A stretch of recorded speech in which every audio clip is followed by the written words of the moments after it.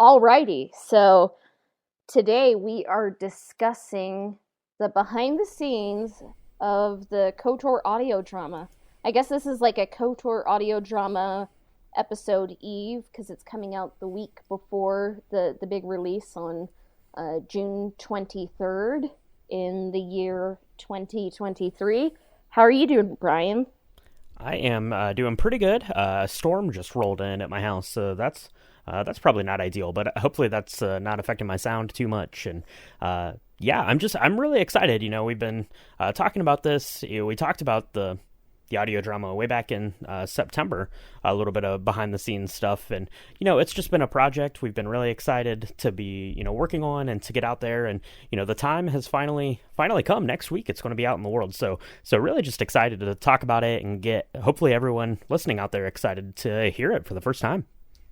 Yeah, I'm super pumped. And yeah, you're right. We talked about it way back in episode 143. So we got more BTS, or I guess not the band, but like behind the scenes for you. But I guess this is kind of like the last few years we've had lots of like multiverse movies, and like different timelines and stuff. So kind of inspired by that, like our episode, we recorded some things before right now.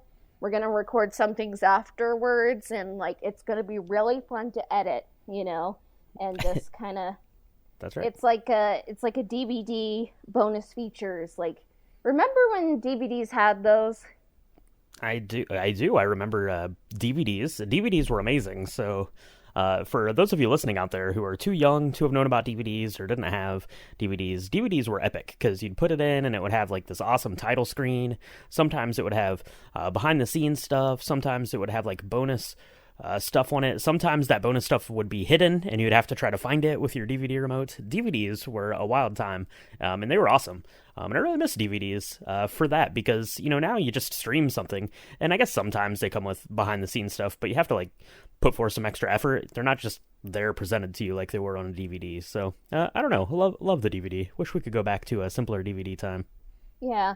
So we're an audio drama, but we have a couple behind the scenes episodes and we talked about it on and off. So we're trying to like kind of bring that experience back in this episode, especially. So That's right.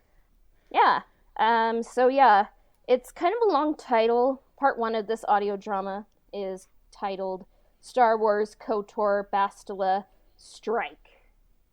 So I should have maybe found a way to shorten that, but I didn't. But yeah. That's So okay. That's okay. That title is great because it sets up everything that you need to know about the story, right? So obviously this is in the Star Wars universe, within the Knights of the Old Republic timeline story, and this is a story about Bastila. And the first part is Strike, so it's dealing a lot with that Strike team and the initial kind of meeting of Bastila, getting into the story, and yeah, I think that this first installment is going to be really fun for people because it does some good character building and it's very exciting, featuring some big space battles going on, and obviously we're bringing Revan and Bastila together in the first section, so pretty exciting stuff. yeah, and it all kind of started like with some images in my head and like kind of running the podcast, getting a hang of like these characters, like psychology and arcs. Like this audio drama kind of grew out of the podcast, and so the idea kind of floated in my head for a bit, and then I was like, you know what, this idea is not going anywhere. I just want to prove to myself that I can focus and kind of write this, so Mm-hmm. it did take a while, like a bit like on and off for about a year, a few months, um just wanted to get the idea out of my head, and it's kind of like the prequel to Knights of the Old Republic, and it's kind of like we discussed previously, like my intro to a never being made third part of a KOTOR trilogy. So like really, like this is kind of like how I would start KOTOR 3, like uh like if you broke the first game, into a trilogy, this would be the start of part 3. Yeah, absolutely. And this, I think, is a perfect way to start. Because, you and I, when I first came onto the podcast, we were kind of going through and telling the story of Knights of the Old Republic, as if we were, pitching it as a film and kind of breaking down the different aspects of the film. And one of the things I think that you and I both kind of kept coming across within the story of Knights of the Old Republic, obviously it's a video game, and obviously, the player is, playing the character of, Revan, or the unnamed protagonist here in the story. So really the whole of the story of Knights of the Old Republic is really kind of revolving around the character Revan.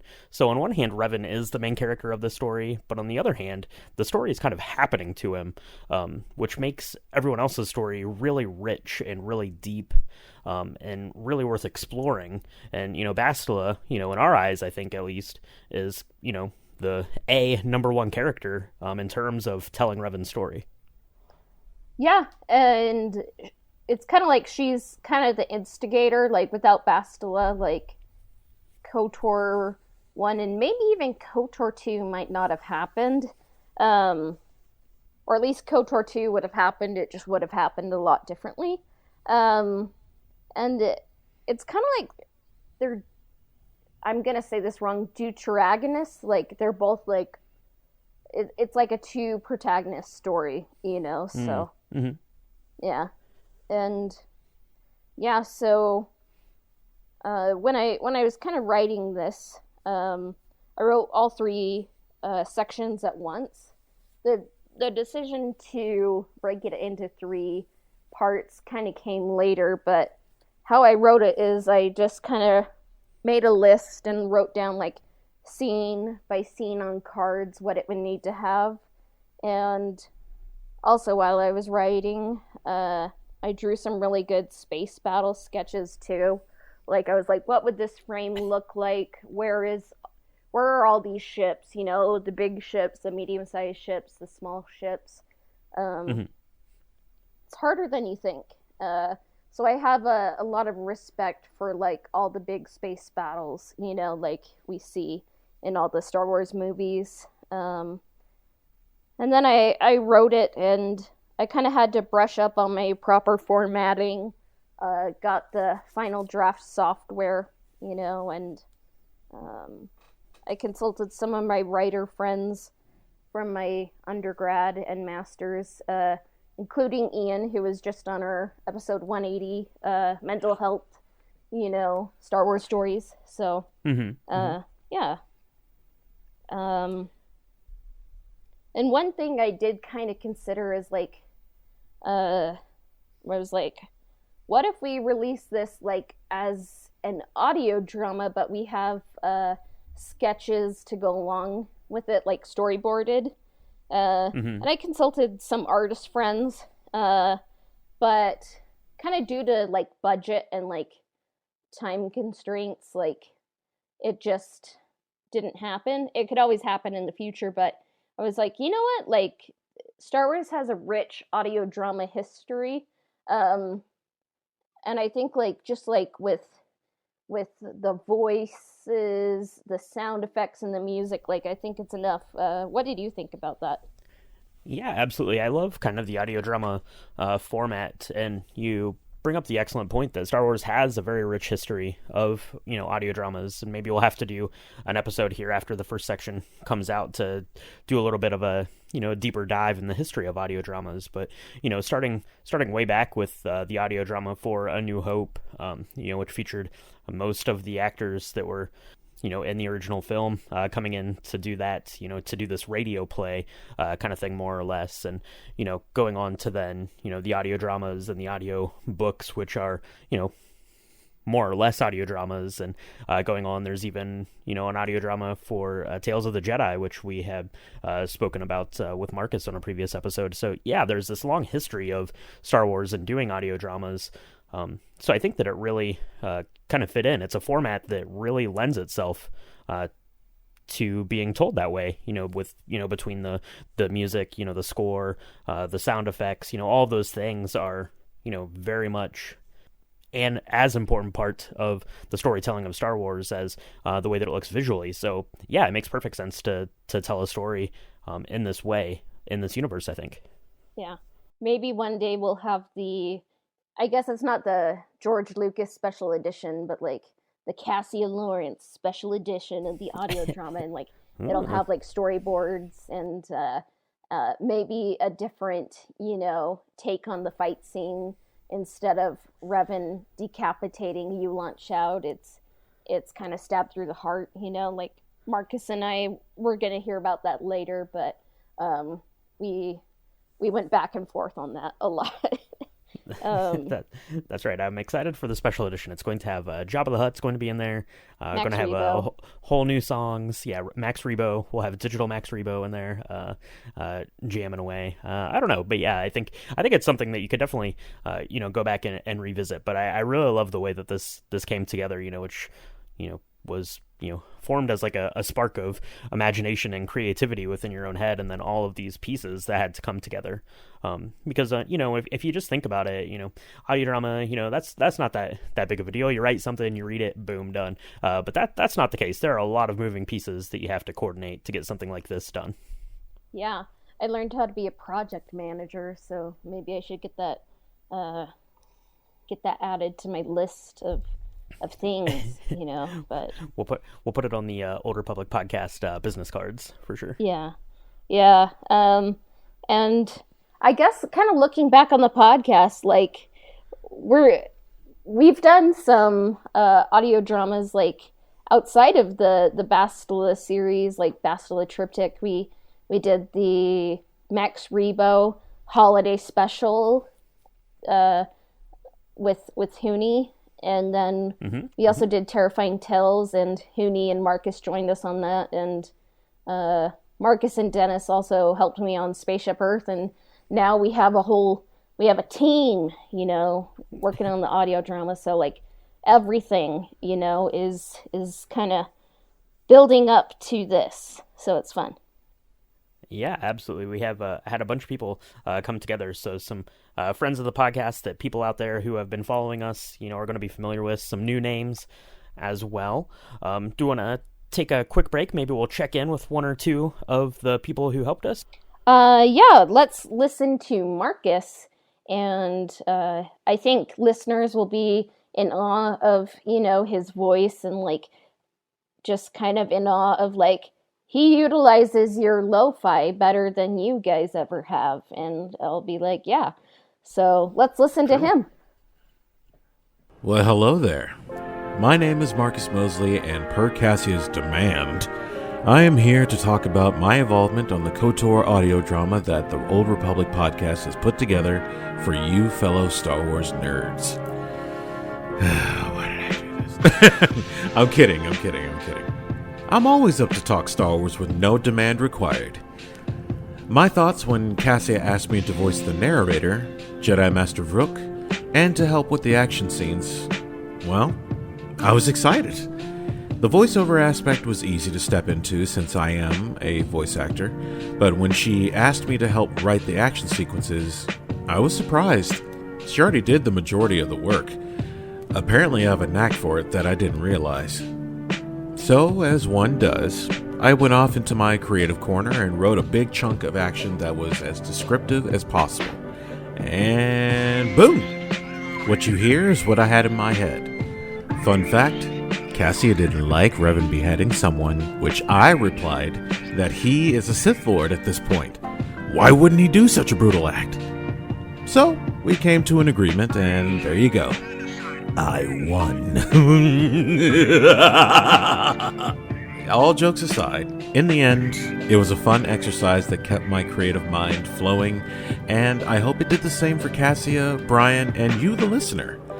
I always love seeing others create their own stories and ideas on how to execute them, whether it be animation, live action, or audio dramas.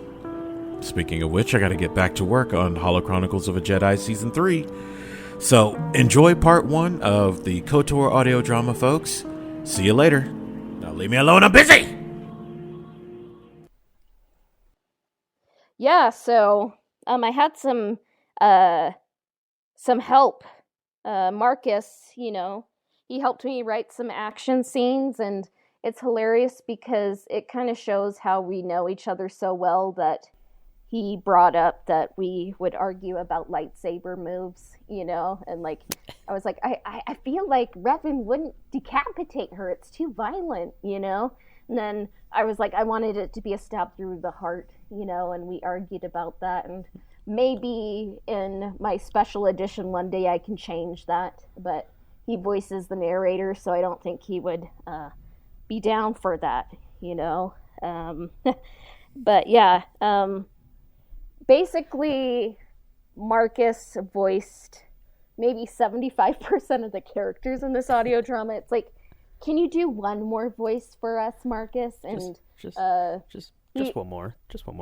Yeah. And like, he always delivered, and he voiced them so well. Like, when you hear his Vandar in part 2 of the audio drama, like, you guys are going to be blown away. So yeah, he helped me write the action scenes and voiced 75% of the people. What did you think of it? Yeah, for sure. So I can attest to the going back and forth. So I remember kind of in the infancy of this project, when you were just kind of starting to get it written, and Marcus was coming on to help you with writing some of the fight scene dialogue and that stuff. The three of us were in a group chat together, and you guys are out west from me, so you would really get the creative juices flowing like well after I went to bed. So I would wake up the next morning, and there would just be like an hour's worth of like audio bits and text messages back and forth that I'd have to go through and get caught up on to keep track of this thing. And that was always really fun. I really liked kind of the back and forth. And yeah, Marcus is great. I mean, obviously, we've had him on the podcast several times, and he does his own audio drama, Hollow Chronicles of a Jedi, which we've talked to him about, and make sure you go check that out there too. But yeah, he's been great, and a very vital piece of getting this project going, a really important part. Yeah. And yeah, like, after kind of writing the space battle, I'm like, action is fun, but I'm mostly into the characters, And I was like, I just need help to write the action scenes, and Marcus was very kind to help me do that, even though, like, I don't know, it's kind of fun, like, to get the creative juices flowing. Like, it's good to, like, not just have people who agree with you all the time. Like, it helps you think, like, different perspectives and see things differently. And my rule was, it's like, we're not going to have a hallway scene. If there is, it's going to happen off screen. It's going to be implied. And like, I guess in a way there is a hallway scene, but it's literally someone dragging like someone who's unconscious through a hallway. That's right. It's an audio only hallway, so it's okay. It fits in with the story here. Yeah, the action sequences here in this first section, I think people are really going to like, and it really comes to life in large part due to the music that we had going on in the audio drama. And of course we had to bring in some experts there, Cassia, because I liken myself as a musical fan, someone who enjoys some music, but as far as writing a score for this thing, that was well beyond my skills. So we had to call in some professionals for that. Yeah, so that's fun because technically we haven't talked with Dennis yet, so that conversation is going to happen in the future, but I have some predictions, and that's going to be a really good conversation that we can listen to now. All right, so joining us today, we have Dennis S. Mowers is back with us on the podcast. So if you've listened to the Old Republic podcast for any time, you might be familiar with Dennis because we've had him on several times to talk about music, to talk about Tatooine, to talk about Andor, to do a fun Battle of the Bands segment. But also, if you don't know, Dennis is the man behind doing kind of the intro and outro music for the podcast. He's done a bunch of lo-fi for us. He did the Spaceship Earth theme for us. So basically, we've had Dennis doing lots of work in the background for the podcast for a long time. But those projects were very small in scope as comparison to the audio drama we've got coming out. So Dennis, welcome back onto the podcast here to chat about your experience in scoring the Bastila Audiodrama. Thank you.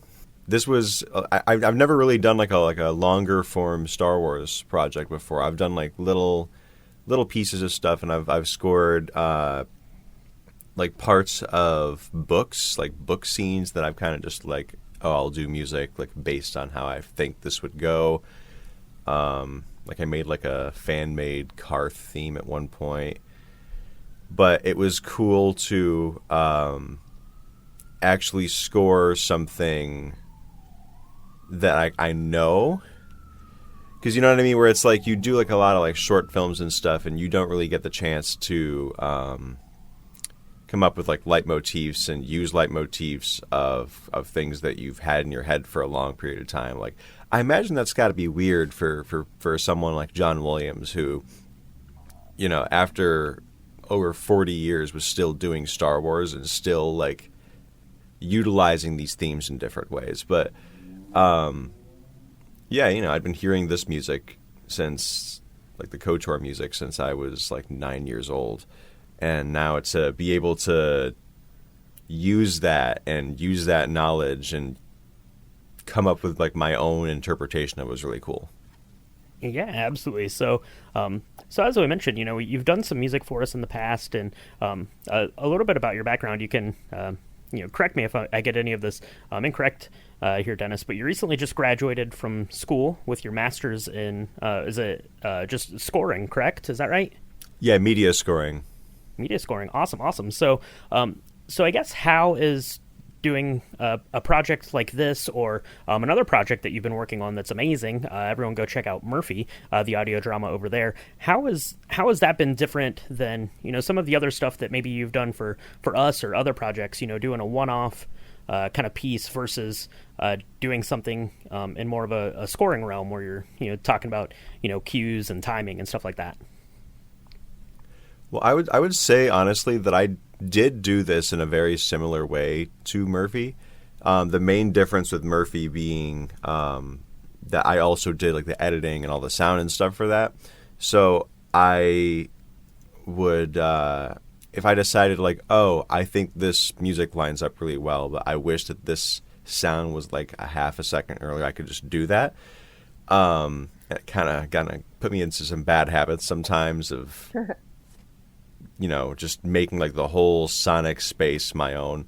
But yeah, Murphy was the first audio drama that I'd done after listening to like the Star Wars radio dramas when I was a kid with my dad, and I got faster at it as I went. And then when I started this Bastila strike, I was still in the throes of Murphy and just kind of going hard at, you know, okay, this time I'm going to work on this time I'm going to work on Murphy, this time I'm going to do Bastila, this, and then kind of going back and forth.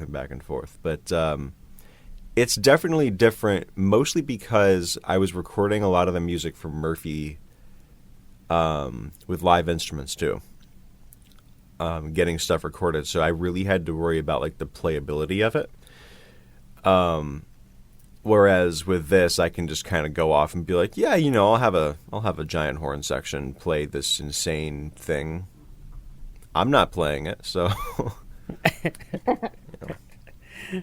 That's cool. There you go. Yeah, I like that. Yeah, and you mentioned kind of in the intro there, Dennis, that is something that's interesting, I guess, to think about scoring something that you are kind of familiar with. And, you know, you brought up John Williams. So, yeah, that makes you wonder then if, you know, when John Williams goes to score, I don't know, episode 7, if he's looking back and thinking of what he can change, or if he's like, I have all of these themes, you know, still stuck in my head and they keep regurgitating back up. So I guess to that end then, how was it in scoring you know, something like this Bastila audio drama that, you know, obviously is taking inspiration from the video game Knights of the Old Republic, and, you know, those kind of musical motifs and things like that. How is that, you know, kind of putting your own spin on, you know, that soundtrack that you've, you know, basically had as part of your entire life, pretty much?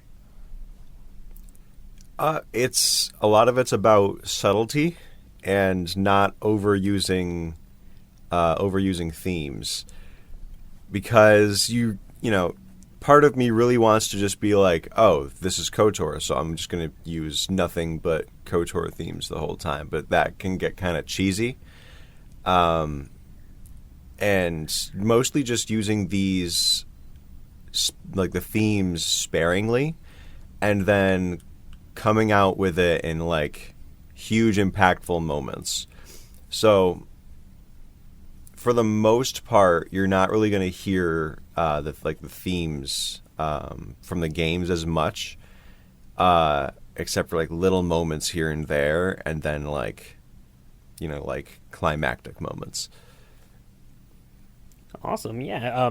And for everyone out there who's listening to this right now, we're really excited because the audio drama is coming out next week. So you're going to hear some of these musical motifs and hear how they really, kind of enhance the the dramatic effects of the story, in ways that you want your music to do, obviously, and in radio and in television and something like the audio drama. So, Dennis, of the pieces that you put together for the audio drama here that we've got coming out next week, is there any particular motif or section of music that you're particularly proud of, or you want the listeners out there to pay special attention to? Well, when I was doing it, or when I was preparing to do it, I can't remember exactly when, but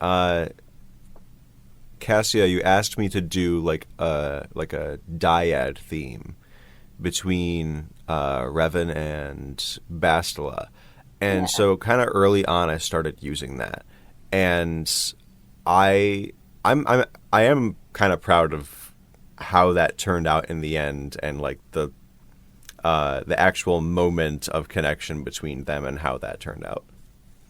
Yeah, because we kind of discussed like the script as a whole, and it's like, oh yeah, we can like kind of evoke like the feeling of like the title crawl music, but kind of make it Knights of the Old Republic-ish, and kind of like, oh, Malik theme, Jedi theme, and kind of like evoke Bastila's theme, but it's kind of like something like a dyad. Like the sequel trilogy kind of gave us a few clues like how to portray it, but I was like, I don't think that Revan and Bastila's dyad is one for one kind of like Kylo and Rey's. So we kind of were like, we don't want it to sound romantic, but we want it to sound mystical, and I think you knocked it out of the park. I'm very pleased with it.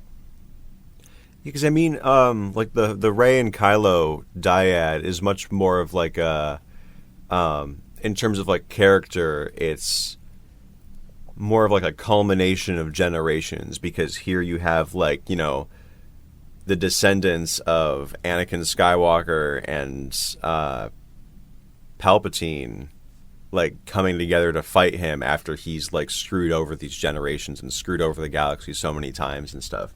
Yeah. But with Revan and Bastila, it's more of like, at this point they don't know each other. Yeah, this is their first meeting. Yeah, and when they finally do like come together, like Revan's going to be a different person. Yeah. Which is kind of a crazy thing to think about. So it's much more of a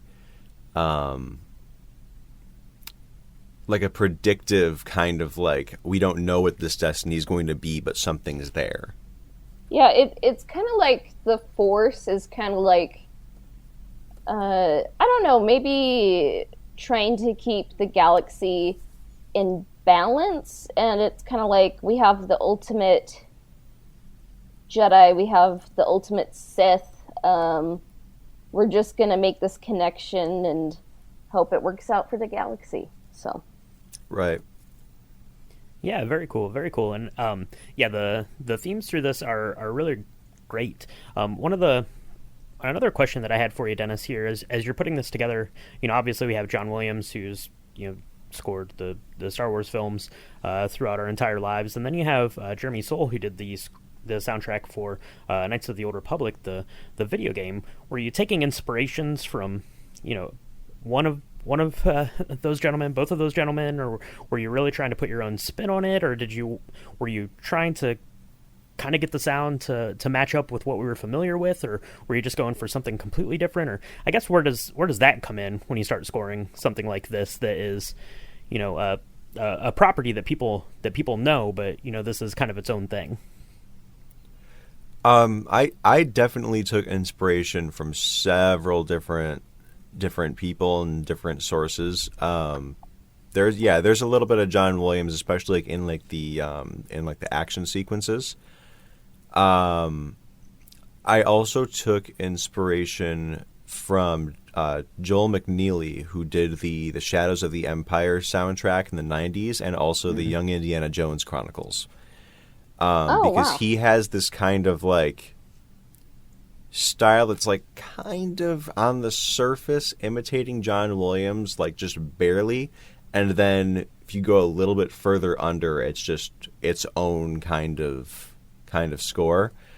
I definitely took inspiration from Jeremy Soul's KOTOR soundtrack, especially in the Malik stuff, because in all of his music, in KOTOR, in Elder Scrolls, anything else, he has this very ambient kind of sound that he uses a lot of just synth pads and stuff. I definitely, and like a synthesized choir and stuff. I definitely used that a lot with Malik, where it's you have this bass kind of bed, have a minor third go above it, and kind of just let that evil kind of bed sit there. Yeah, definitely kind of resonates in with you, and kind of throughout that section there, which is really pretty neat. So, I guess to kind of go back to the very beginning of this whole project, so Cassia, starts thinking about this, starts writing it, and gets kind of the script put together. And I think that is probably where you came in, Dennis. Cassie got the script done, and I believe sent the script over to you. Is that when you started kind of working in your head scoring this? Are you actually writing any music at that point? Or are you really waiting until we get kind of that first rough cut put together? So I guess just on like a project timeline sort of thing, how does that work for someone who's scoring something like this? On one hand, kind of similar to Murphy, because before we'd even started recording Murphy in February of 22, I'd already written 2 themes for some of the characters. And that's there's not really much that you can do scoring wise by a script, unless you can read it and really decide who the characters are. Different story with this, because although there are some new characters, I already know this story. I already know who the characters are. I've known it for many years, and so yeah, you do start coming. I think I came up with the very beginning of this. Like the first music that you hear in it, but yeah, not really much scoring wise you can do until the rough cut. Okay, very cool, very cool. Yeah, I was just very interested, I guess, kind of on the actual ins and outs of how something like that gets started and things like that. So very interesting, and thank you so much for coming on and explaining that a little bit. For everyone out there, and yeah, everyone listening out there, definitely check out the audio drama. It's coming next week. It's going to sound absolutely fantastic, and we can't wait for you to check it out. So yeah, I'm excited to hear the final product. Yeah. So Cassie, do you have any other questions for Dennis while we have him here? No, I just wanted to say thank you so much for your incredible work, and we kind of would message back and forth if either of us had questions, so it was a really fun and collaborative process. And yeah, I'm just blown away by the music, and everyone out there should listen to Murphy, and I hope you enjoyed the audio drama. It was a fun project. Thank you again, Dennis, for coming on. We always appreciate having you on. We'll have to get you back on for another full episode sometime to talk about music or something else, equally as fun for sure. But everyone out there listening, where can they keep up with the projects you've got going on? Where can they get subscribed to Murphy? Do you have any other secret projects you want to spill the beans on? Anything you want to plug? Go for it. No secret projects, but Murphy's approaching its season finale soon. We don't have an exact release date yet, but very soon. If you search up Murphy Audiodrama or go to Linktree /Murphy Audiodrama, you can find it there. Super fun show. You can find my other stuff at dsmowersmusic.com. Awesome. Well, thank you so much again, Dennis. Looking forward to getting the audio drama out there, and make sure everyone listening, go check out Dennis's other projects and the other lo-fi music we have on the YouTube channel as well. Thanks again, and may the force be with you. All right, thanks for having me. Yeah, thank goodness, for musicians and composers, because even though I like to think I'm a literate person, music is kind of just beyond me, and Dennis is so talented and has helped us with lo-fi, the Spaceship Earth thing, and he's helped us do the outro and intro music for our podcast. So, and then on top of that, he delivered the music for Strike, and it's so good, and we really kind of wanted to make sure we get everything right. When we kind of came up with the I guess kind of dyad connection for Spawned, we kind of discussed it because we didn't really want it to seem romantic, but it was kind of mystical force business going on. So everything sounds great. What did you think? Yeah, Dennis is really awesome. So we've had Dennis on the podcast several times to talk about different music and different parts of KOTOR, and we even did a fun kind of Battle of the Bands episode with Dennis, which was a really good time. And Dennis is excellent at his craft, so it was interesting on one hand just to see what he was going to come up with. But I think both you and I, every time he would send through one of the tracks for the project to get going, we'd have our already high expectations for what it was going to sound like, and then every time he'd send something over, I think both you and I were always blown away that it was even 10 times better than what we'd even expected or had in our own heads when we were thinking about it. Yeah, and it's so character driven too, and it really that's what music's supposed to do, is highlight the character's decisions. I think I understand Malik more.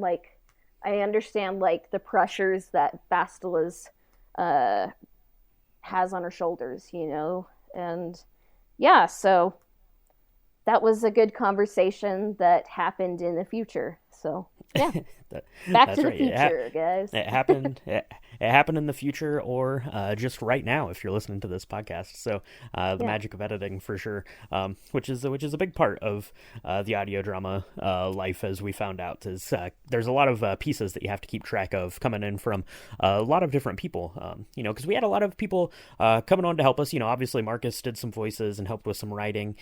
Dennis was there doing the sound, but we also had a bunch of really great voice actors. And one of the voice actors is pulling double duty, doing two voices here for us, playing Darth Malik and Admiral Kareth. And spoiler warning for the second part of the Bastila Audiodrama, he's going to be taking over the reins to bring in his musical abilities for that one, is Joseph David Spence. So if you want to see what Joseph was up to for us on the Audiodrama, check this out.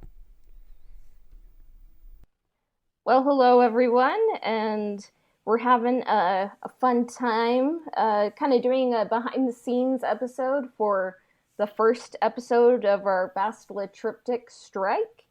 And today we have Joseph with us, and I'm just glad I got your name right, and I wasn't put in another name like Garth, but... To be fair, you gave me you gave me two characters, and then I have three first names in my name. So, yeah. Yeah, it happens.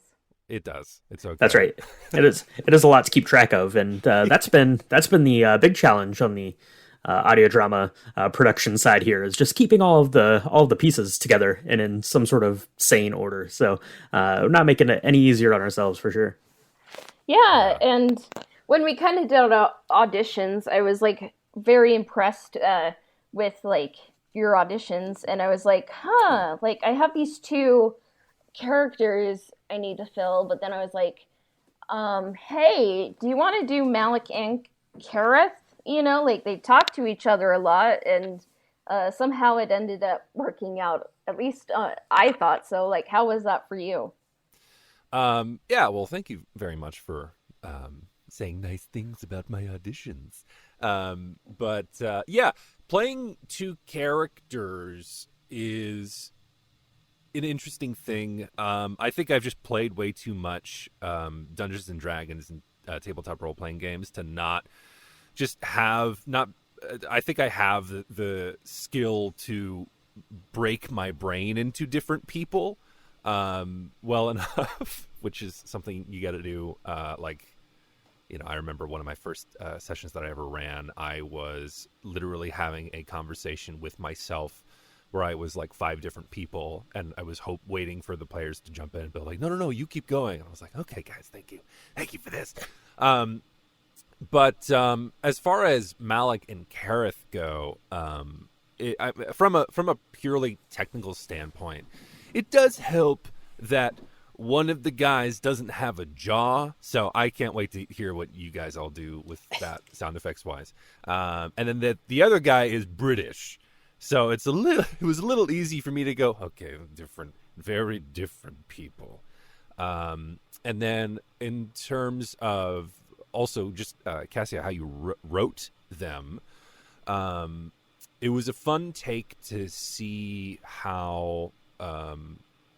Because we had talked about in the session how Malik wasn't just the big bad evil guy. He was, he's going through his own discovery in that whole scene, going through a sense of becoming the Dark Lord of the Sith. Is that too much to say? Oh, no, it's accurate. So yeah, let me know if I accidentally spoil something.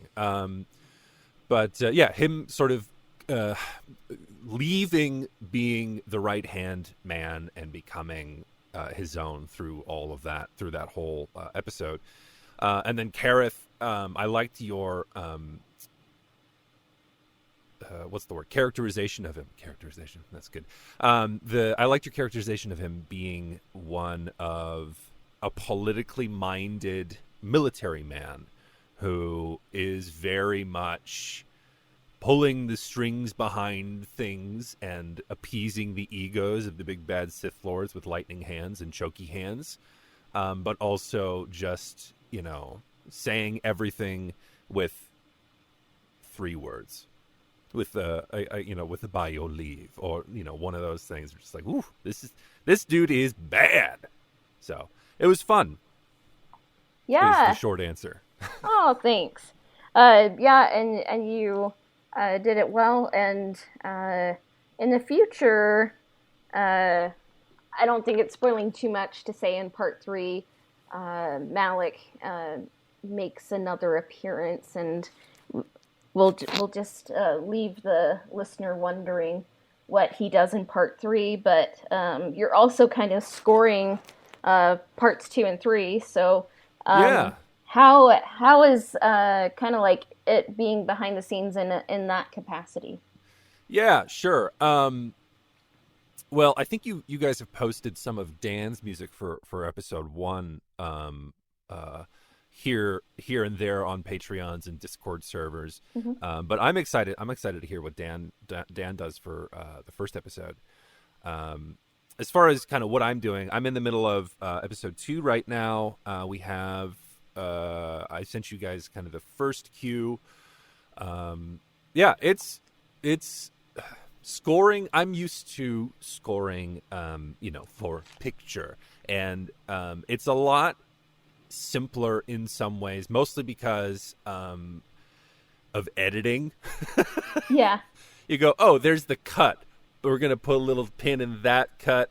We're gonna put a little pin in this visual thing, just because there's only 24 frames per second, or whatever the frame rate is for whatever project you're working on. But with the podcast, I'm having to go into waveforms, and when you have 60 seconds per minute and all the space in between seconds, it's been a little fun trying to nail down where exactly the moment is, especially in terms of dealing with the narration too, because there's some moments where something will happen in the scene that gets told via the narration, and I have to kind of make the choice as the composer to go, okay, do I want to have the music do a thing on this word or right after it? Yeah. And it's been fun. It's been interesting. This is, I think, the first audio drama kind of podcasty thing that I've scored, and actually truly to the word scored, instead of just writing music that you're gonna put on the top of it. So it's fun. It's been fun revisiting this world. It's been fun, just doing a Star Wars score with themes for characters, and seeing what the galaxy far, far away could look like and what it could sound like musically thousands of years ago. Yeah, because our audio drama, even though we have a bit of a thumbnail and like a scrolling script, we're just kind of like, we have the budget of, poor. And it was like, it would be cool to have visuals, like it'd be cool to film something, but like, budget. What, you guys just don't have an animation department in your back pocket? No. I mean, what kind of show is this?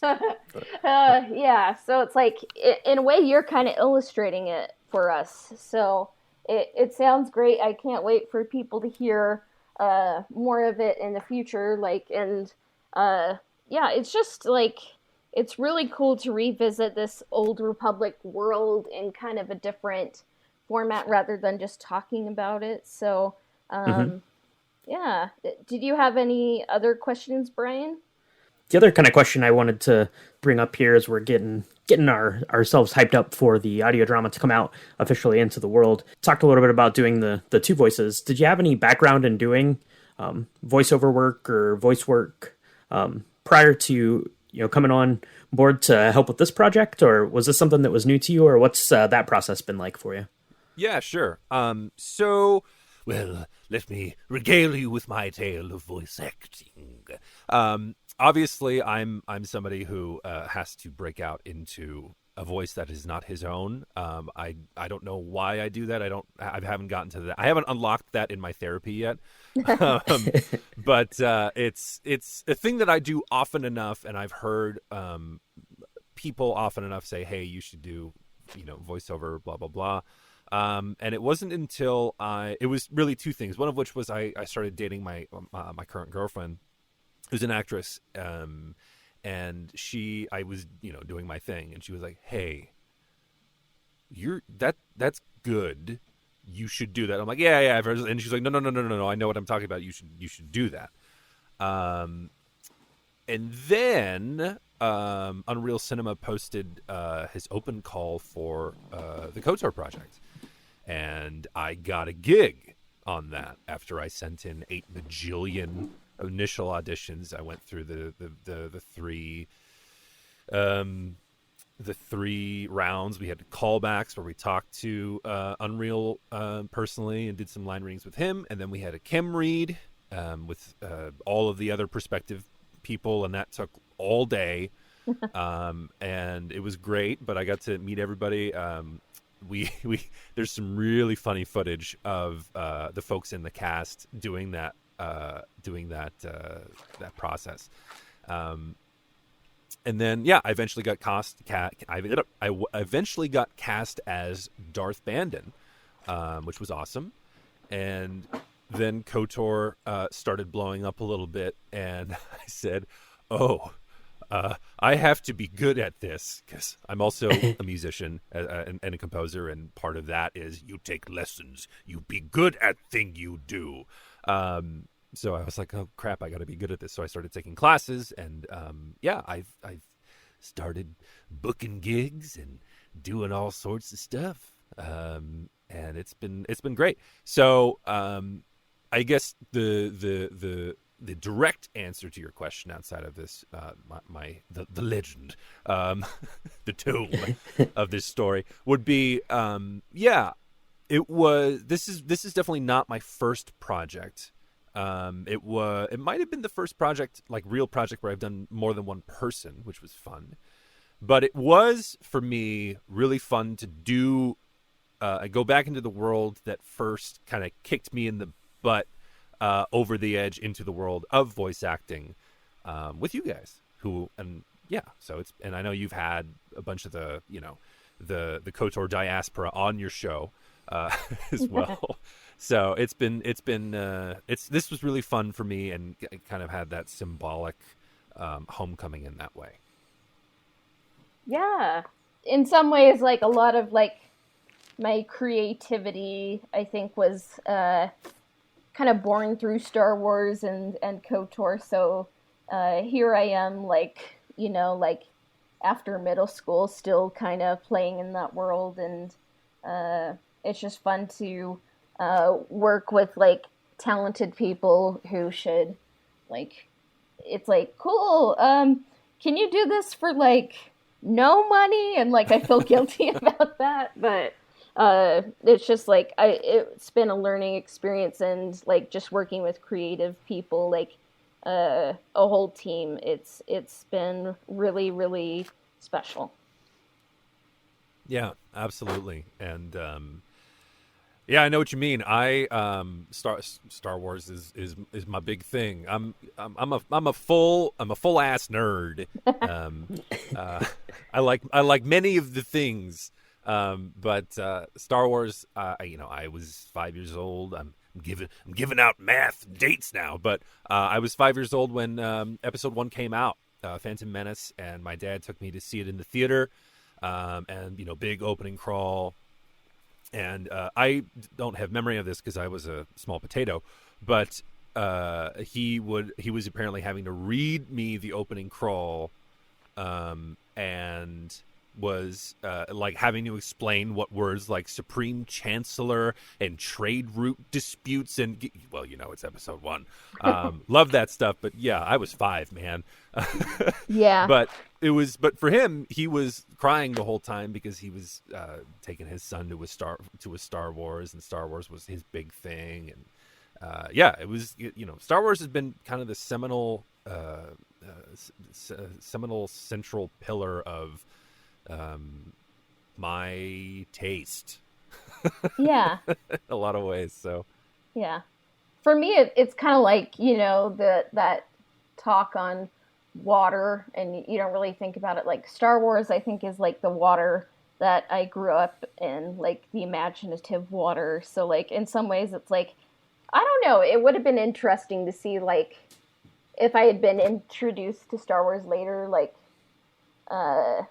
I think I still would love it, but it's like, I wonder like what would be different, if anything, but that's why I think it was so fun just to like kind of do this fan project and be like, I can't get this idea out of my head. I might as well just do it, like, and maybe everyone has a Star Wars story to tell, and this is mine, and a lot of great people helped, great and talented people helped me tell it, so I'm very grateful. Yeah, and this is having been involved in all 3 of these now. It's a great story. I love the perspective of going through and seeing what Bastila was about and what she was doing, and looking at the hypocrisy of the Jedi and all of the things that led to that whole first game and how messy it is, but through Bastila's eyes and Bastila's story. And I think you captured that really well. Oh, thank you very much. And Um, before we go, is there a question that you wanted to be asked that we missed and didn't ask? Let's see. We talked about the acting. We talked about the composing. um, just any kind of general nerdy question if like you want to know what I think about a thing, but we don't have to do that if you guys don't want. Okay. Okay, Brian, ask a random question and then I will ask a random question. I think it's important. We probably ask all of the people who are here helping us with the Knights of the Old Republic story, Bastila, is how did they get introduced to Knights of the Old Republic? Sure. I went in reverse order. I got my hands on an Xbox, the original Xbox, and for Christmas I got a bunch of it was 3 games. I can't remember what the other 2. I think one of them might have been a Halo, but then the other one was Knights of the Old Republic 2, and that is a strange and it's a wild place to start because I think that also might have been my first role-playing game also, and I was confused by how much talking there was. And especially when you're in the first arc of that, dealing with the Ithorians, and it's just the sounds on loop. I remember, Yeah. like I'd be playing with my dad, and he would just like we would like talking to each other in Ithorian with that thing. It's a wonder I became a voice actor, but it was like, yeah, there's a lot of talking, but I do remember always coming back to the crazy stuff that Kreia was always like talking about, and going into Nar Shaddaa twice and doing, okay, well, she didn't like when I was good and helped the guy out and he went and got mugged and died. Okay, well, fine, we're gonna kick him in the face. And then all the things happened with that. It was like, well, what is the right answer? And then basically realizing that the whole point of the game is like there isn't a right answer. And I was like, ooh, that's good.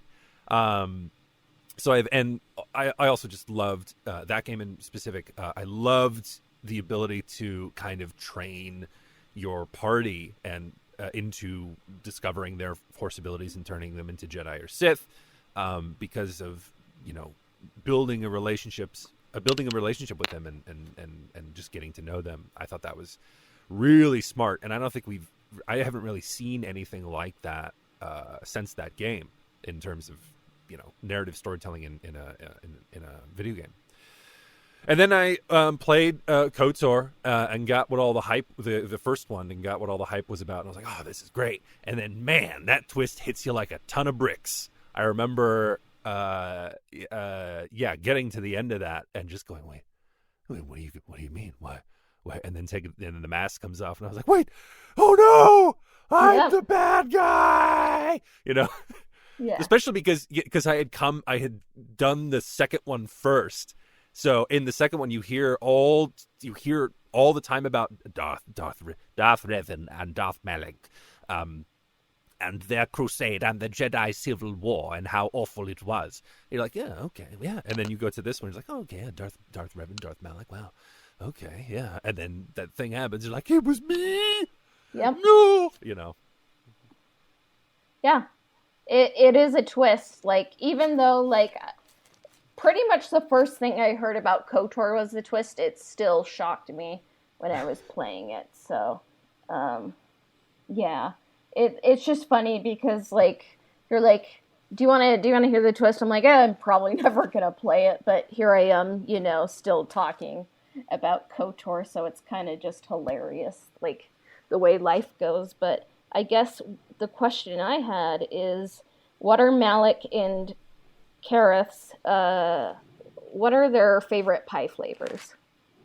Pie flavors. That's a really mean question to ask Malik. Yeah. But I think before the incident, let's see. I'm also not super. I haven't tasted any of the Star Wars fruits, so I'm gonna have to go with the terrestrial.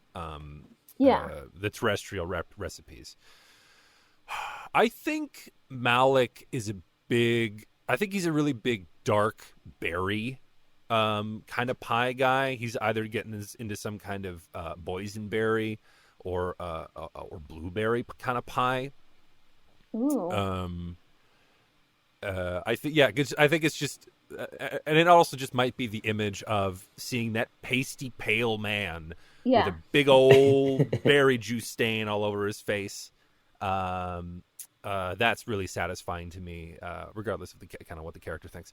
But I think with Saul, I think he's a fancy lad, but I also think I don't think he goes for the fruit pies. I think he's always in some kind of meringue or cream or something. And me personally, when I see those kind of pies, I'm like, you made a cake and then put it in a pie crust. Why'd you do that? But personal opinions aside, I think, yeah, Saul is probably a big God.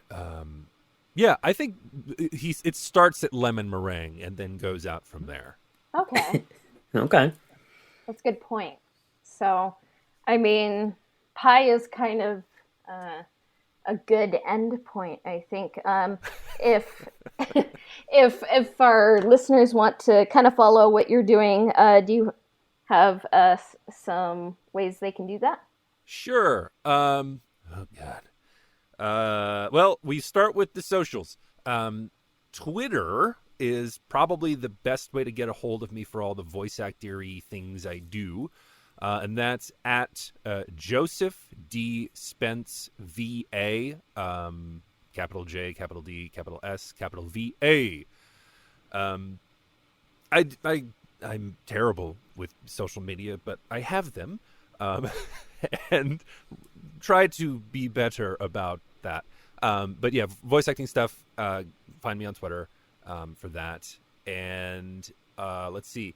If we're talking other projects, you can listen to me in another narrative podcast called Wild Trials, where I play an announcer, Henry Haynes. It's kind of a Transformers meets Speed Racer thing, but it's also about family. It's a really fun story. I also coincidentally wrote the main title theme to that, which was really fun. Oh God, what else is out right now?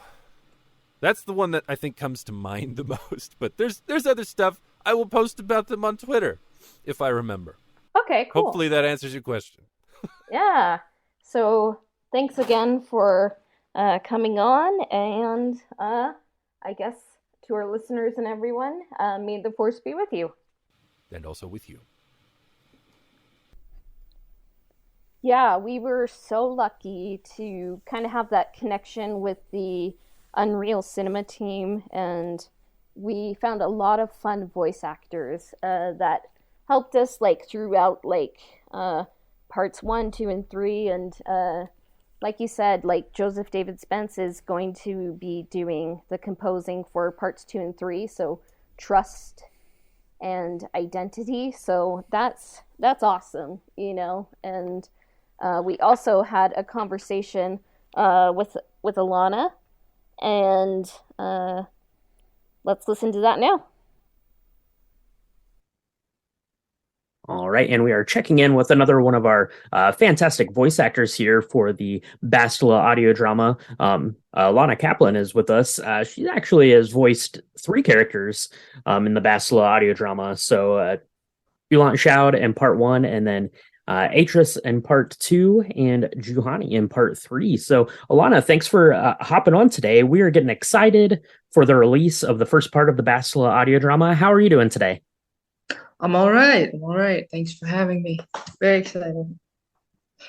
Yeah, absolutely. So, this project has been coming along together for quite a while. Started with Cassia getting it written, and then really it was finding some good voice actors to do the parts. So, I guess to get started into what you're helping us with on the project, just what was that process like? How did you kind of hear about the project, either from Cassia or online there through the Discord servers, or how did you get involved and audition and all of that stuff? I think I was on a different Discord server and I saw the ad there, and I've been wanting to try voice acting for a while, so it seemed like the perfect opportunity. Ironically, I actually auditioned for Bastila originally. I guess I got the role of Atris instead, which when I mentioned it to my boyfriend, I was like, I auditioned for Bastila. I got Atris. He was like, well, yeah, Atris is just Bastila, but older. It's like, thanks.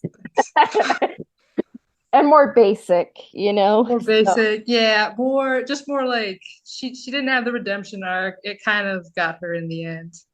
It was funny. It was like, yeah, I could see the similarities enough that I could see how my voice sounds that I ended up over here. But it was funny. It was very entertaining for me. yeah. I just thought you had a great voice, and like I was surprised like that was kind of like the first time you really auditioned for anything, and we ended up putting you in all three parts of the Bastila triptych. So in the first one you voice Yulon Shoud. What did you like? I mean, it's one line, but what did you think about that character? I mean, it was it was one line. So, I mean, I tried to make the one line count, but I guess I did put a bit of thought into it. Mostly, I was just trying to play the oldie wise um, mentor type who was trying to look out for the apprentice. Yeah, because in my mind, I kind of saw that character you launch out. Like she's someone who is on the Jedi Strike team with Bastila. She's like probably a council member from Dantooine, a little bit more caring than some of like the more extreme members of the council. I mean, we hear Hmm. Brooke via hologram in the first part, and then like in the second part, we see more of the dynamic on Dantooine, and it kind of like gets a little bit culty, you know.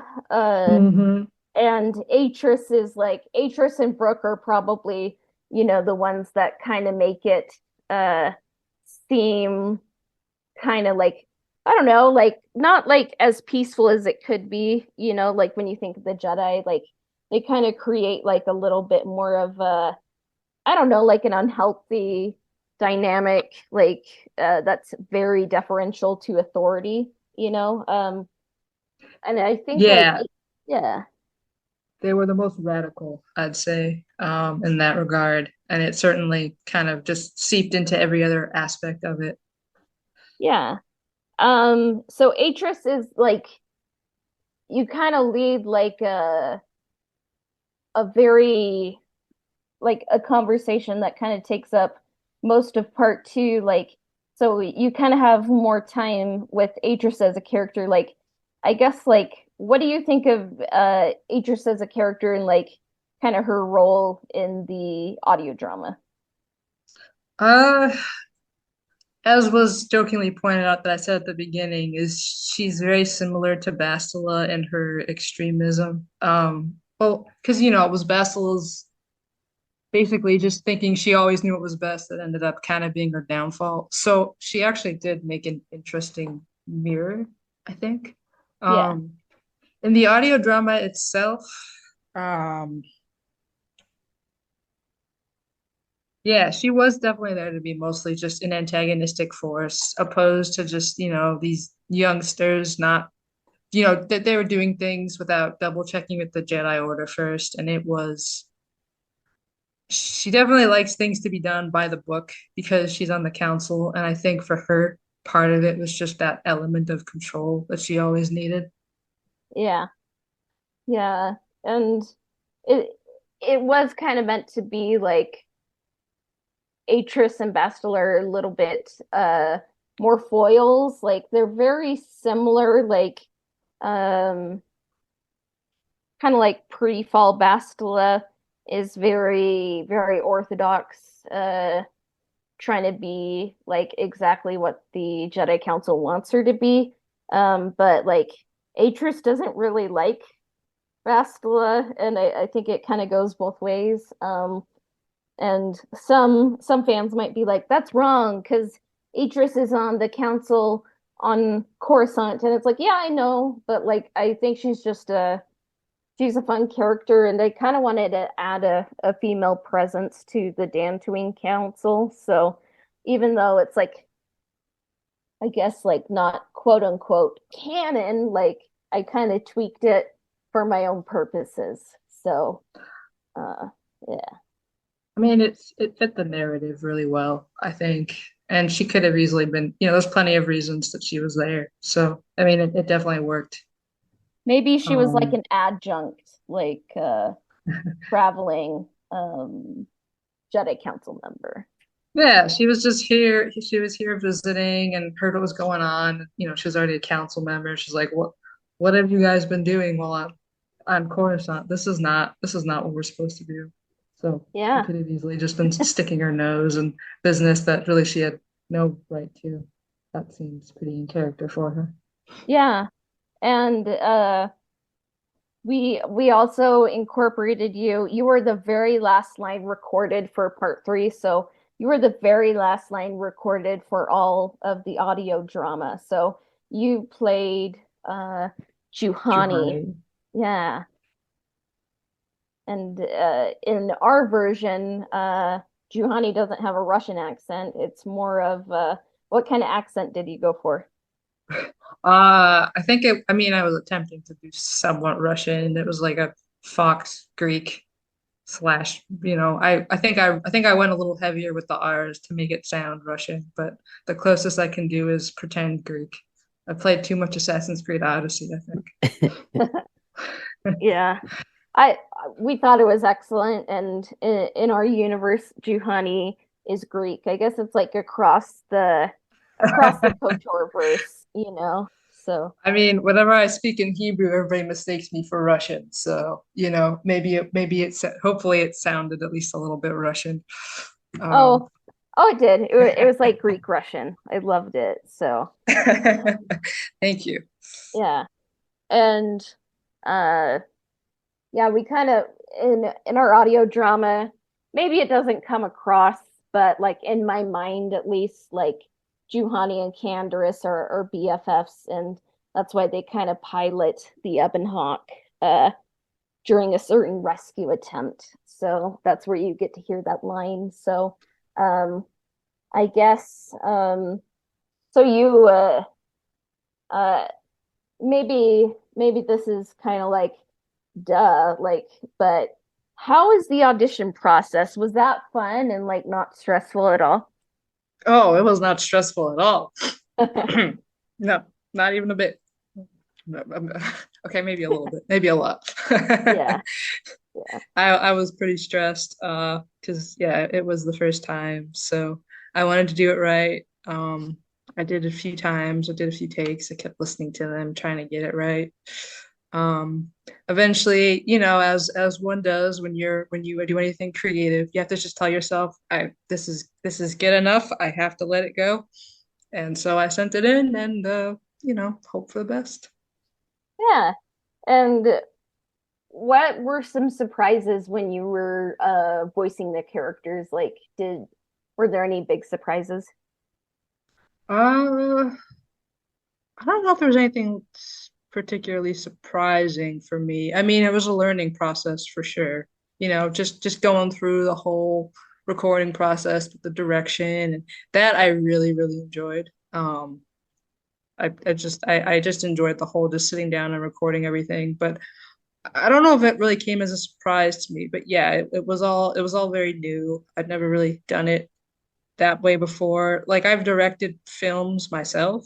Like Oh I wow. went to I went to film school. Well, short films, like little student short films. But I've never been on the receiving end, as the actor. Yeah. So that was, it was, and I honestly I wasn't a very good director. So I learned a bit about my lack of direction too. So, two-way and both everything. Well, I mean, everything's always a learning process, and Hmm. uh, it was a learning process to kind of helm helm a project. And there are some things like I would have done differently, but I was just so happy to work with uh like such talented, happy, and passionate people, and I guess um, one question I had is each of the characters you portrayed, like what kind of pie flavors do you think they would have? Waitress with like lemon cream pie because I don't know. It just seems that or like lemon meringue, probably lemon meringue. It just seems like that kind of thing. Giovanni, I don't know, pecan pie. And Ulan Shroud. I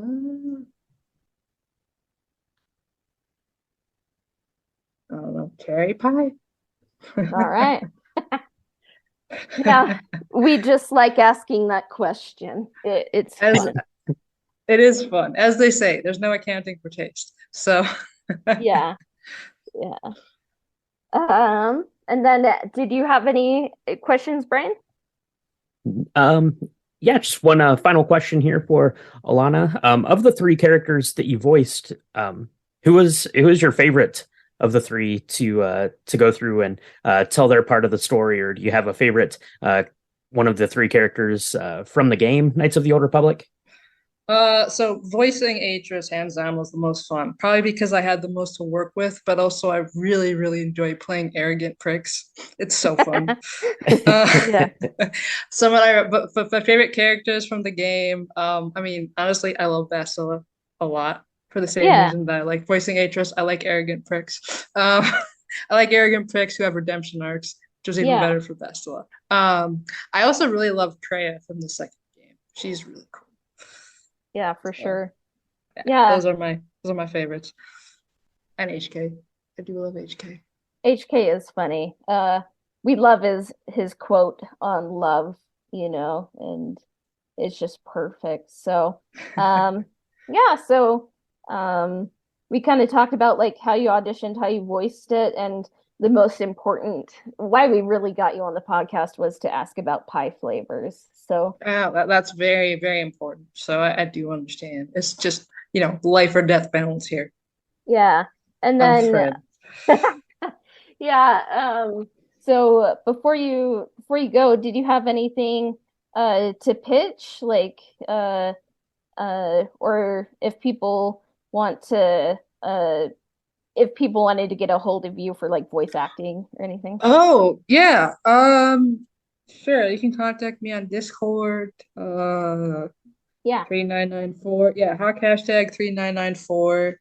Um, feel free to shoot me a friend requests. I will happily, do more acting if people would like me to do it. Awesome. Thank you so much for coming on. Time zones can be, annoying, but it's always fun to kind of connect and um I guess may the force be with you. Thank you so much for having me, guys. Yeah, I'm very excited to have Lana on board, doing a voice in each of the three sections. Playing the role of Ulant Shout here. This one, to get us introduced to that character, and it's going to be a really important character here as we get into parts 2 and 3. So, really excited to have Alana on board with us. Yeah.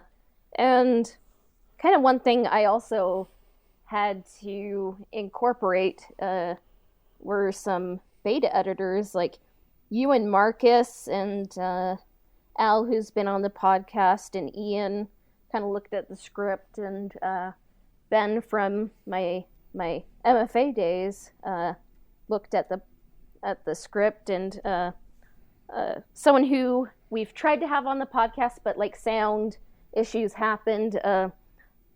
Hong Polybus all kind of looked at it, and they made some good suggestions. So like they kept me on my toes and like were like, do you know how to spell like basic words?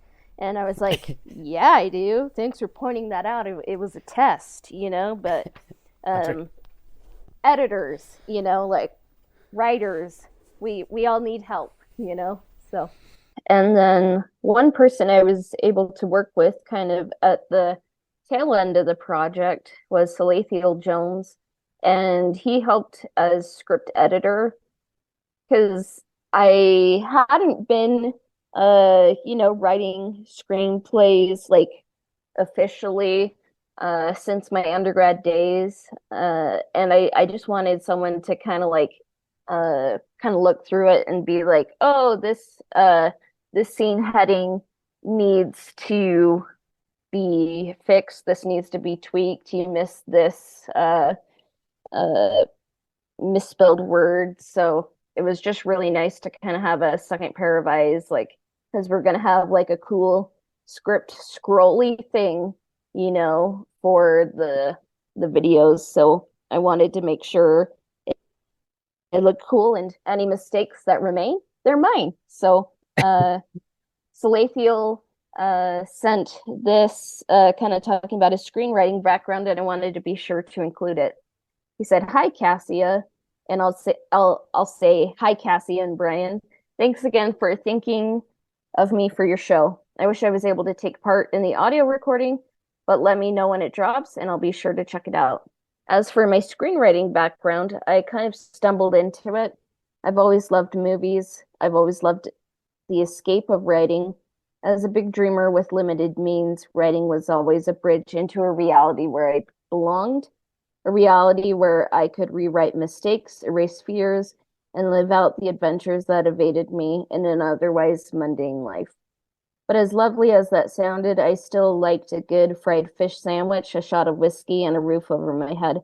Since writing money was funny and consistent, I got a regular gig that was life for a long time. However, the itch to write never left. So one day I decided to go back to school and get my MFA in screenwriting. Since then, I've had one script get honorable mention laurels in the Big Apple Film Festival, and another script place second in the Endowed Film Festival competition. I've ghostwritten a few things. My writing group and I are in the middle of writing a pilot we hope to shop next year. On top of this, I'm actually in the middle of opening a bookstore in my tiny rural southern town as well. I so though screenwriting doesn't pay the bills yet, it still provides a creative outlet and a chance to meet cool people like you. I don't know if this helps or not, but that's all I got. Thanks again, Cassia. All the best, Salathiel. So yeah, it was really great to have Salathiel come on and yeah, do kind of that script, editing and proofreading and help with kind of setting it up, because certainly that is beyond the skill set that I possess for sure. And I know that one of the things that was important to you, Cassie, was really treating this as a screenplay and getting kind of the basics of that down right. And Salathiel was really pivotal in getting this to look the way that it ended up looking. Obviously for the scroller and the YouTube video, but just kind of on a personal level, I think for you, something you wanted to achieve with this as well. Yeah. I am very proud of the audio drama. I wanted to do my best work, and uh I personally feel like I did. Maybe some people can be like, actually it wasn't, and I'll be like, okay, thank you for telling me that, but I'll just cry a little bit, but but yeah, I was very, very fortunate to cross paths with Salathiel, and thanks to the Hero's Journey podcast Discord, we were able to kind of he was able to kind of help me out, and I think that's like a, a lot of people's a lot of creative stories. Like we love writing, we love the escape, and it can be hard to kind of support yourself with writing alone, and uh sometimes we just have to find like other ways to kind of support ourselves, but it's still an important outlet. And maybe down the line, like things do work out, like, and it just doesn't happen on the timeline that we envisioned, but the key is to keep going. So thanks for sharing your story, Salathiel, and thanks so much for what you contributed, and may the force be with you. Yeah. That's right. Yeah, it's obviously this was, kind of the brainchild of you, Cassia. So obviously, this is your project, but yeah, it's important when you do kind of a bigger scale kind of thing like this, if you can get some feedback from people who have different perspectives and different ideas on it.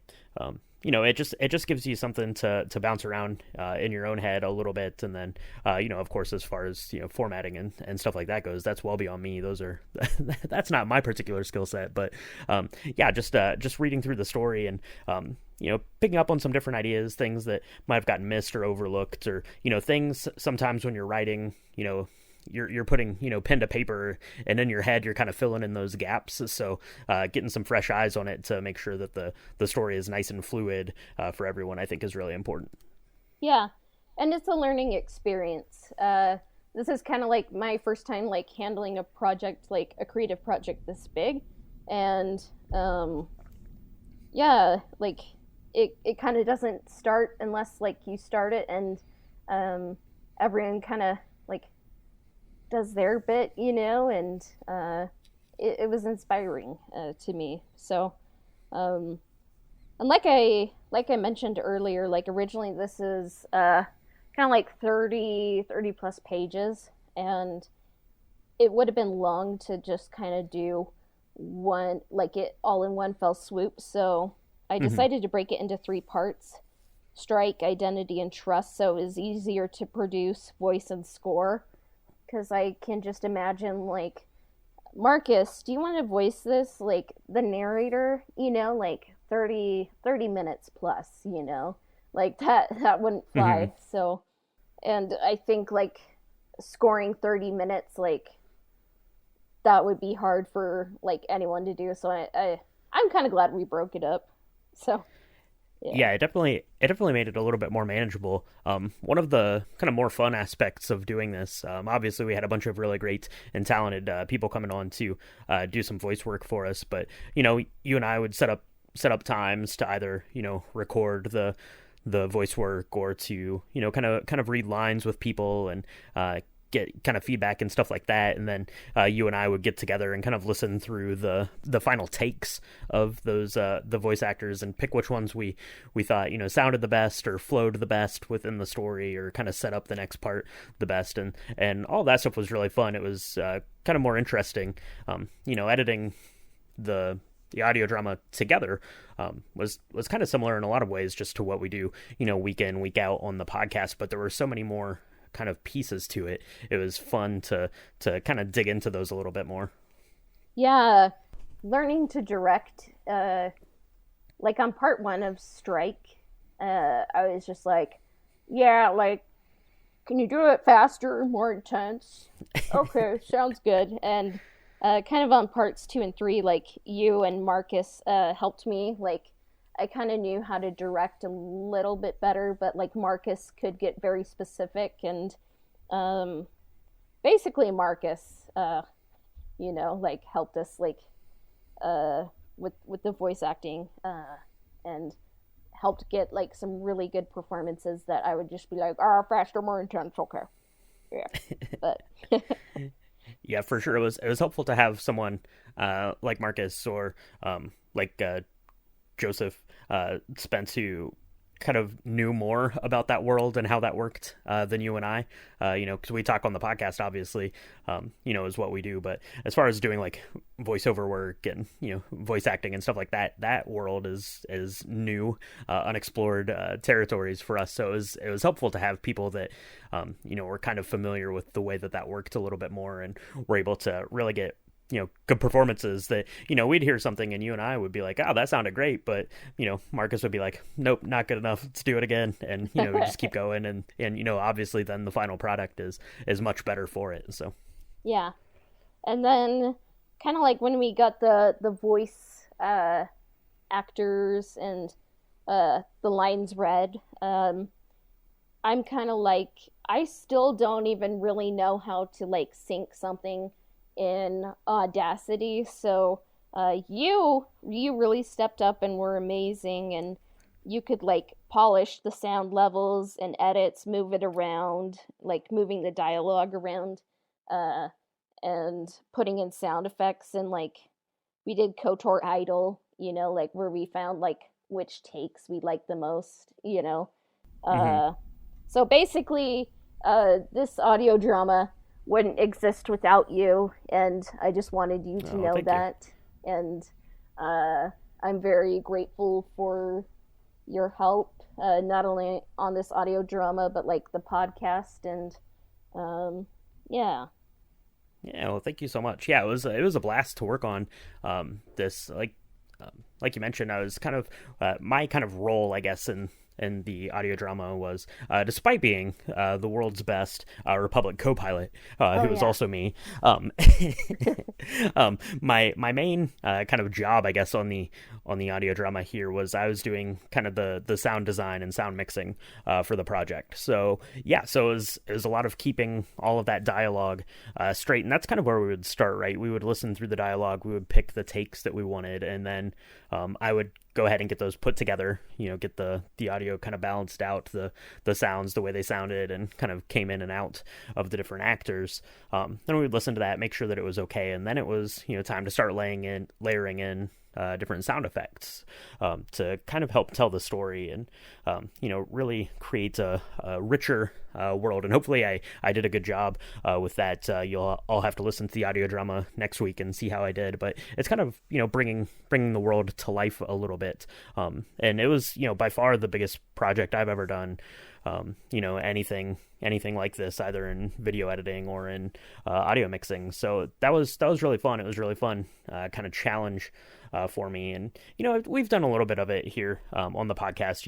Layering in some different sound effects or music cues and stuff like that. But something on this scale was just nuts. I think I was working on, I think by the end of it, like 40 different like sound effects kind of layers throughout the thing. So it got very big and a little bit overwhelming, but I think I kept it together pretty good. And then we got kind of that final cut to send over to Dennis to start scoring, and it was just a lot of fun. It was a lot of work, but once that final got done, and then I'd send you a text and say, hey, I'm done with it, let's listen to it, and we'd just kind of sit on our Zoom call or whatever and listen to that. You gave me the A-OK. I was really happy with the way that it turned out, and I'm excited for people to hear it. Yeah, did we put in a Wilhelm scream? We did put in a Wilhelm scream. That was a specific request by the director, Cassia Lawrence. She said, because I did not have one in. That's true.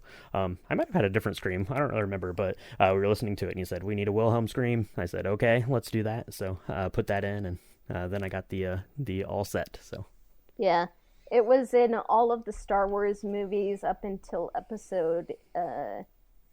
It The last one I think was in The Force Awakens, and I kind of wish they'd bring it back, but alas, we can't have everything we want. Otherwise, we'd be happy, And that's right. Yeah, you have to be left wanting, I guess, for some things. yeah, and Jake Bodie, who's been on the podcast a few times, he voiced, I believe, Master Dorak in part 2 and a pilot in part 1, but he did the thumbnail in like a day, and also our logos, and we kind of wanted to kind of have the thumbnail with a scrolling script. So I'll just read this from Jake right now, kind of describing his process in creating that thumbnail. I started by getting 3D models of the ships. I then brought them into Blender 3D modeling software, where I set up the scene and rendered it with a toon shader to get some quick line art over the top of the render. I then brought that image into Autodesk Sketchbook, where I did a paint over, where I repainted the lighting and added the proto star to the scene. And that was it, but I should mention I was trying to emulate the style of Christian Alsman, who is a concept artist who worked on The Mandalorian and other shows. Hope that's enough info. Yeah, so he's very talented, and we're probably going to have him do the thumbnails for parts 2 and 3 when they release. Yeah, the thumbnail is great. I am not an artist by any stretch of the imagination, so I think that anyone who has a little bit of artistic creativity is incredible, and Jake's thumbnail is amazing. So make sure, if you're listening to just the audio version of this, you can go over to our YouTube page and see the thumbnail there for the audio drama episode. It's really great, and of course I'll have it on the social medias and stuff like that. So definitely check it out, and check out Jake's other artwork that he's done for us in the past, and just on his own. So Yeah. And I just wanted to say that so many people, friends and supporters, patrons and listeners, helped us when we were creating the audio drama, and it really wouldn't be here without you guys. And I'm just very thankful and appreciate you guys for listening. And I mean, like, I think in, like, even if you don't recognize it, like, you help us in ways that you may not recognize, and I'm just very grateful. yeah, absolutely. There was a whole team of people that we made mention of here in the episode today. Like you said, Cassie, the patrons, our friends on Discord and on social media, and other friends and family who are giving us feedback, and it's been amazing just to get the feedback from everyone, and all the support and the ideas and the help. It's stuff that I don't know about you, but when we started this project, I was like, I don't know, are people really going to be that interested in helping us out, just this little podcast, get this thing put together, and just been blown away by kind of the support and the reaction from everyone. So it's been awesome. And yeah, definitely excited for next week when this gets released to the world, and hopefully everyone loves it. Yeah. And be sure to check out the credits, and if there's anyone I forgot to thank, let me know, and we'll try to fix that. But yeah, where things are at, we're scoring Identity and Trust right now, and we'll probably kind of release it in the same format, same format with the scrolling script and the picture, and yeah, Strike releases next week, June 23rd, 2023, and I'm so excited, proud, and humbled. It's kind of something a little different, from the pod. Like, even though we've done a few audio dramas, like, I'm just so excited for everyone to listen to it, and I hope they like it. Oh wait, a really important question. Okay. Hooney asked us, will it feature an ancestor of Max Rebo? And my answer is I should have had a direct, parallel. Maybe Max Rebo is kind of like a member of the Reboverse, and he's able to time travel and go to different timelines, and just make music wherever he goes. What do you say? Yeah, Max Rebo stumbled into the world between worlds and ended up in the KOTOR timeline. I love that. My direct response to Hooney was that, of course, we're going to get Max Rebo's ancestor in there. Who the heck do you think Darth Revan was, if not Blue Ortolan, Jazz Master? So, yeah, I don't know. We definitely need to get an Ortolan worked in there somehow, or into a thumbnail or something. Cause, yeah, that will be in the special edition of the audio drama. So I think that covers it. Did you have any questions, Brian?